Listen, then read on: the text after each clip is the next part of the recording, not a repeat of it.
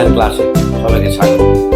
আজকে অষ্টম শ্রেণীর গণিত বিষয় 2.1 পাটিগণিত অধ্যায়ের একটি গুরুত্বপূর্ণ গাণিতিক সমস্যা নিয়ে আলোচনা করব। আজকে গাণিতিক সমস্যাটি হচ্ছে, আমরা উপরে বোর্ডে লিখে রাখছি যে সমস্যাটি হচ্ছে কোনো নির্দিষ্ট সময়ের মুনাফা আসলের 5,600 টাকা এবং মুনাফা কমা দেওয়া আছে। মুনাফা আসলের 5/2 অংশ। মুনাফা বার্ষিক শতকরা 8 টাকা হলে সময় নির্ণয় করা। সময় নির্ণয় করতে বলছে। তাহলে আমরা জানি যে তোমাদের পাটিগণিত অধ্যায় 2.1 এটি সরল মুনাফার অঙ্ক, আর 2.2 এর চক্রবৃদ্ধি মুনাফার অধ্যায়। তাহলে এই অধ্যায়ের মধ্যে আমরা আজকে যে অধ্যায়টা করতেছি এটি হলো 2.1 অর্থাৎ সরল মুনাফার অঙ্ক। তো সরল মুনাফার অঙ্ক আমরা জানি, সরল মুনাফার সূত্র হচ্ছে আই সমান পি আর এন। ঠিক আছে? আর এখানে আমাকে নির্ণয় করতে আমরা জানি আই হচ্ছে মুনাফা, আর পি হচ্ছে আসল, আর হচ্ছে মুনাফার হার, আর এন হচ্ছে কি সময়। আমাকে নির্ণয় করতে বলছে সময়, তার মানে আমার কার মান বের করতে বলছে এন এর মান। তাহলে আমরা এন সমান কি জানি, আই বাই পি আর। তাহলে একটা জিনিস খেয়াল করো, এন এর মান যদি বাই করতে যাই আমরা, তাহলে আমাদের কি কি লাগতেছে? আমাদের লাগতেছে আই অর্থাৎ মুনাফার মান লাগতেছে, তারপর কি লাগবে পি আসলের মান লাগতেছে, তারপরে কি আর মুনাফার হারের মান লাগতেছে। এখন এখানে খেয়াল করে দেখো তো দেখি আমাদের এই আই আছে কিনা, তারপরে পি আছে কিনা, আর আছে কিনা, এটা আমাদের আগে খেয়াল করতে হবে যে আমাদের কি আছে এবং কি নাই। এখানে যদি আমাদের এন বাই করতে যাই তাহলে আমাদের মুনাফা লাগবে, কিন্তু মুনাফা এখানে আছে কি, মুনাফা আসলের 5/2 অংশ। তাহলে আসলের 5/2 অংশ মুনাফা, তাহলে আসল যা তার 5/2 অংশ হবে মুনাফা। তাহলে আমার এখানে আসল নির্দিষ্ট করে কিন্তু দেওয়া নাই, তার মানে আমাদের আসলটা আগে বের করতে হবে। অর্থাৎ যদি সময় বের করতে যায় তাহলে আমার আসল বের করতে হবে। আর আমি যদি আর হারটা কিন্তু আমার এখানে দেওয়া আছে, কারণ এখানে বার্ষিক শতকরা 8 টাকা দেওয়া আছে। আমরা জানি মুনাফার হার অনেক সময় পার্সেন্টে দেওয়া থাকে, অনেক সময় শতকরা দেওয়া থাকে, কিন্তু শতকরা দেওয়া থাকলে পার্সেন্ট দেওয়া থাকে না, পার্সেন্ট দেওয়া থাকলে শতকরা দেওয়া থাকে না। এই তো, কিন্তু আমার কি দেওয়া আছে, মুনাফার হার দেওয়া আছে। এখন আমার কি দরকার, আসল দরকার। আর আসল যদি পেয়ে যায় তাহলে কিন্তু আমরা মুনাফা পেয়ে যাবো, কারণ মুনাফা আসলে 5/2 অংশ। তাহলে এই অঙ্কটা আমাদের যদি করতে যাই, মানুষ যদি আমাদের বের করতে যায়, তাহলে আগে আমাদের আসল বের করতে হবে। কারণ আসল যদি আমরা বের করতে পারি, কারণ আমার আসল যদি বের করতে পারি, উপর আমাদের মুনাফা আসল দেওয়া আছে। কারণ মুনাফা আসল থেকে যদি আমি আসল বাদ দেই তাহলে আমার কিন্তু মুনাফাও বের হয়ে যাবে। তাহলে এই অঙ্কটা সময় বের করার আগে আমাদের যে জিনিসটা দরকার তা আমাদের আসল নির্ণয় করা। তাহলে চলো আমরা কিভাবে আসল নির্ণয় করবো তা আমরা এখানে করব। তাহলে আমরা এখানে যদি সমাধান করতে যাই তাহলে আমাদের যে জিনিসটা দরকার, কারণ যেহেতু আমাদের কি দেওয়া আছে, মুনাফা আসল দেওয়া আছে, আমরা ওই মুনাফা আসলের সূত্র ধরে আমরা আসলটা বের করে নিব। তাহলে আমরা জানি কি, জানি মুনাফা আসলের সূত্রটা লিখবো আমরা। আমরা জানি মুনাফা আসল সমান আসল যোগ মুনাফা, আসল যোগ কি মুনাফা। এখন দেখো তো আমরা এই সূত্রটা জানি না, আমরা তো এই সূত্রটা জানি, তাই না? তাহলে এই মুনাফা আসল সমান হলো আসল যোগ মুনাফা।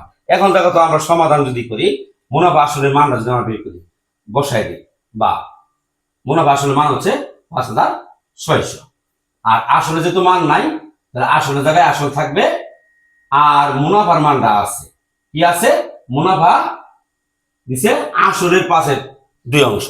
তাই আমরা মুনাফার পরিবর্তে আমরা আসলের 5/2 অংশ লিখবো। তাই আমরা লিখবো আসলের 5/2 অংশ লিখবো।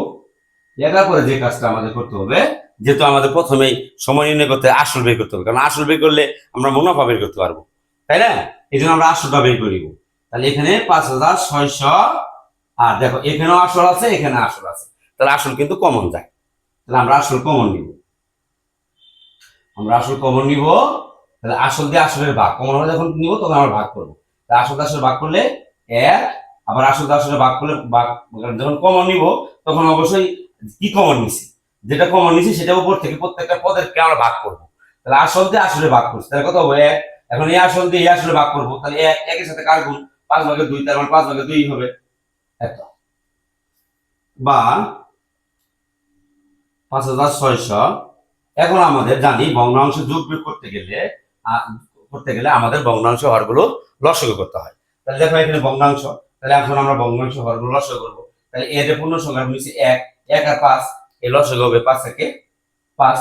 ঠিক আছে, এখন আমাদের যে কাজটা হচ্ছে এই হর দিয়ে এই লসাগু ভাগ করা। 1 দিয়ে 5 এর ভাগ করলে 5, 5 দিয়ে লবের গুণ 5 থেকে 5। আবার এই 5 দিয়ে 5 এর ভাগ করলে 1, 1 দিয়ে আবার 2 এর গুণ করলে 2 একে 2। তারপরে 5600 এখানে দেখো আসল এগুলো গুণ দিয়ে 5 আর 2 যোগ করলে 7, নিচে 5, 5/7। তাহলে আমরা মান বাই করবো কার? আসলে। তাহলে এটা পক্ষান্তর করে দিব আমরা। যদি আমরা পক্ষান্তর করে দিই তাহলে তো আমরা আসলে মানটা বের হয়ে যাবে। তাহলে এখানে গুণ আছে, পাশে কি হিসেবে আসবে? ভাগ, বা 5600 এখানে গুণ আছে, পাশে ভাগ দিব আমরা। ভাগ কত? 5/7 সমান সমান আসলে। এখানে আর একটা লাইন শর্ট করা যায় তো, কিন্তু আমি শর্ট করলাম না, কারণ একবারে গুণ ছিল, উল্টে দিয়ে রাখতাম।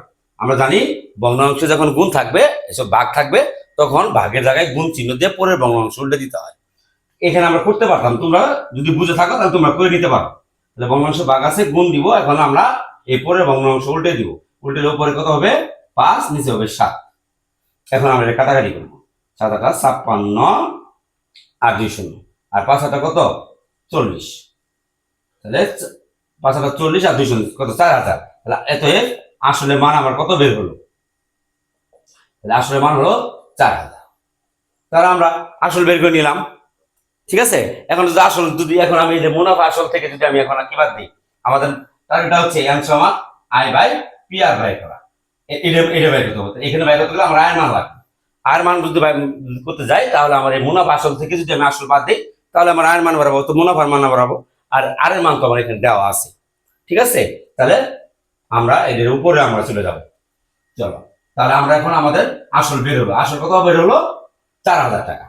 এখন আমাদের যে জিনিসটা আবার করবো, আমরা লিখবো আবার দিয়ে আমরা করি যে এখানে আমাদের মুনাফা আসল কত আছে, উপরে এই জিনিসটা আবার লিখে নিব। মুনাফা আসল আছে, মুনাফা আসলকে দ্বারা প্রকাশ করা হয়, আমরা লিখতে পারি মুনাফা আসল সমান 5600। আবার আসল দেওয়া আছে, এখানে আসল আমরা বের করে নিছি। তাহলে আসল এপি সমান কত দেওয়া আছে? 4000। তাহলে আমরা এই মুনাফা আসল থেকে আসল বাদ দিব। মুনাফা আসল থেকে আসল বাদ দিলে কি বাড়াবো? মুনাফা। তাহলে মুনাফা সমান, মুনাফা আমরা আয় সমান লিখবো, সমান কি? 5600 মাইনাস 4000, এত টাকা। তাহলে মুনাফা কত বেরোলো? 1600 টাকা। ঠিক আছে, বি করলে 1600 টাকা। তাহলে আমার কি বের হলো? আয় আসলে আমার বের হয়েছে। এখন আমার দেওয়া আছে আর কি? মুনাফার হার। তাহলে মুনাফার হার কত দেওয়া আমার? মুনাফার হারকে কি দ্বারা প্রকাশ করা হয়? 8 দ্বারা। আর সমান কি? এখন শতকরা আছে, তাহলে আমরা 8% লিখবো। 8% বলতে আমরা কি বুঝি? 100/8। ঠিক আছে, আমি কাটাকাটি করো। 4 দিয়ে যদি কাটো তাহলে 2, 4 দিয়ে যদি কাটো 25, অর্থাৎ 25/2। ঠিক আছে, এখন আমরা মানগুলো বের করে নিছি। এখন আমরা সরল মুনাফার সূত্র জানি। সরল মুনাফার সূত্রটা কি জানি? আমরা জানি, এই কথাটা আগে লিখবো। আমরা জানি সরল মুনাফার ক্ষেত্রে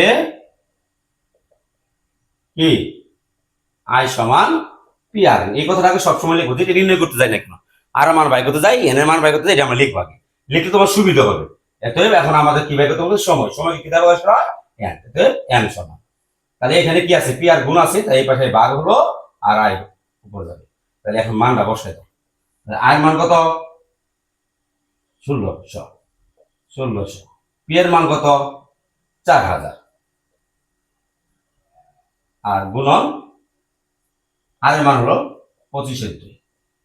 নিচে দেখো ভগ্নাংশের গুণ আছে, তাহলে এই যে কাজটা আগে করতে হবে। ভগ্নাংশের গুণ থাকলে কাটাকাটি করতে হয়। তাহলে এই 25 দিয়ে এই 4000 আমি ভাগ করবো। যদি ভাগ করি তাহলে কত? 160 বার যায়। ঠিক আছে, এখন এই 160 এর উপরে 1600 লিখি আমরা আগে। লেখার পরে এখন কাটাকাটি করার পরে কি থাকলো? 160 আর গুণ মাঝখানে 2।